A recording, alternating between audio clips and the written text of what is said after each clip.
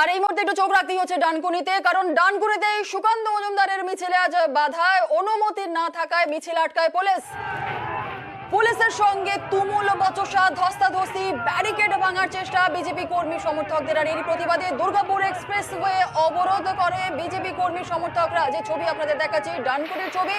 আজ সুকান্ত মজুমদারের যে বাইক মিছিল ছিল সেই বাইক মিছিলে অনুমতি না থাকায় মিছিল আটকায় পুলিশ এবং পুলিশের সঙ্গে বচসা, ধস্তাধস্তি, ব্যারিকেড ভাঙার চেষ্টা বিজেপি কর্মী সমর্থকদের।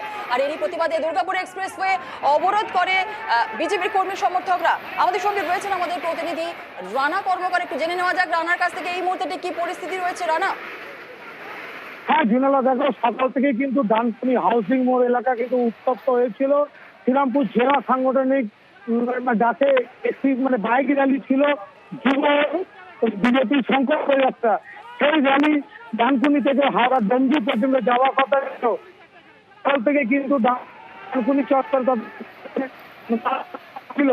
সুকান্ত মজুমদার যখন বাইক নিয়ে যখন র্যালি করে আসছিলেন, তখনই ঠিক হাউসিং মোড়ের কাছে পুলিশ প্রথম ব্যারিকেড দিয়ে বাধা দেয়। পুলিশ সরাসরি ভাষা জানায় যে কোনো অনুমতি দেওয়া হয়নি, যেহেতু আজকে ব্রিগেডে বিএসআই একটি সমাবেশ রয়েছে, ফলে উত্তেজনা হতে পারে, পরিস্থিতি নিয়ন্ত্রণে বাইরে যেতে পারে। তারপরে কিন্তু পুলিশের সঙ্গে রীতিমতো দেখা গেল ধস্তাধস্তি। প্রথম ব্যারিকেড যেটা ছিল লোহার ব্যারিকেড, তাকে ভেঙে কার্যত পুলিশকে ঠেলে সেকেন্ড যে ব্যারিকেড রেখেছিল ঠিক দুর্গাপুর এক্সপ্রেসের মুখে, সেখানটা তারা কিন্তু ভেঙে দেয় কর্মীরা। ফলে একটা উত্তেজনা সৃষ্টি হয়।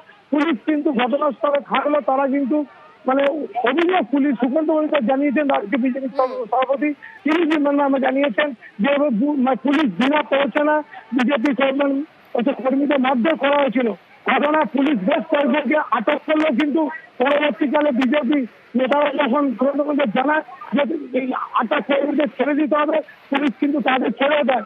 এর ফলে যখন মিছিল করতে বাধা পায়, তারপরে বিজেপি এক্সপ্রেস থেকে তারা সুকান্ত বিজেপি রাজ্য সভাপতি সুকান্ত মজুমদার কিছুক্ষণ আগেই বলেছিলেন যে সাংবাদিকদের মুখোমুখি হয়েছিলেন, তিনি বলছিলেন যে শান্তিপূর্ণ মিছিল করছিলেন তারা, পুলিশ তাদের বাধা দেয়, কর্মীদের মারধর করা হয়, পুলিশকে ক্ষমা চাইতে হবে, এমনটাই বলেছেন সুকান্ত মজুমদার। এই মুহূর্তে আমি জানতে চাইবো যে সমস্ত বিজেপি কর্মী সমর্থকরা রয়েছেন যারা কিনা রাস্তায় বসে অবরোধ করছিলেন, তারা কি এখনো রাস্তাতে বসেই অবরোধ করছেন? না, দেখো 45 মিনিট অবরোধ হয়ে যাওয়ার পর রাস্তা কিন্তু সুকান্ত যে পর্যন্ত তিনি কিন্তু কলকাতার উদ্দেশ্যে বেরিয়ে যান। কর্মীরা কিন্তু আস্তে আস্তে ফিরে গেছেন। পরিস্থিতি স্বাভাবিক হয়েছে, যেহেতু 45 মিনিট ধরে দুর্গাপুর এক্সপ্রেসের মতো রাস্তা আটকে পড়েছিল, তাহলে প্রচুর গাড়ি যেমন আটকে পড়েছিল, তেমনি আবার ব্রিগেড করে যারা আসবে কর্মী সমর্থকরা, তারাও কিন্তু বর্ধমান দিকে যাবে। ফলে একটা পরিস্থিতি কিন্তু একটা উত্তেজনা তৈরি হয়েছিল। এখন পরিস্থিতি স্বাভাবিক হয়েছে, পুলিশ ঘটনাস্থলে রয়েছে, গাড়ি চলাচল আস্তে আস্তে স্বাভাবিক হচ্ছে। বেশ, একেবারে। আরে বিজেপি রাজ্য সভাপতি সুকান্ত মজুমদার কি বলেছেন আজ শোনাবো।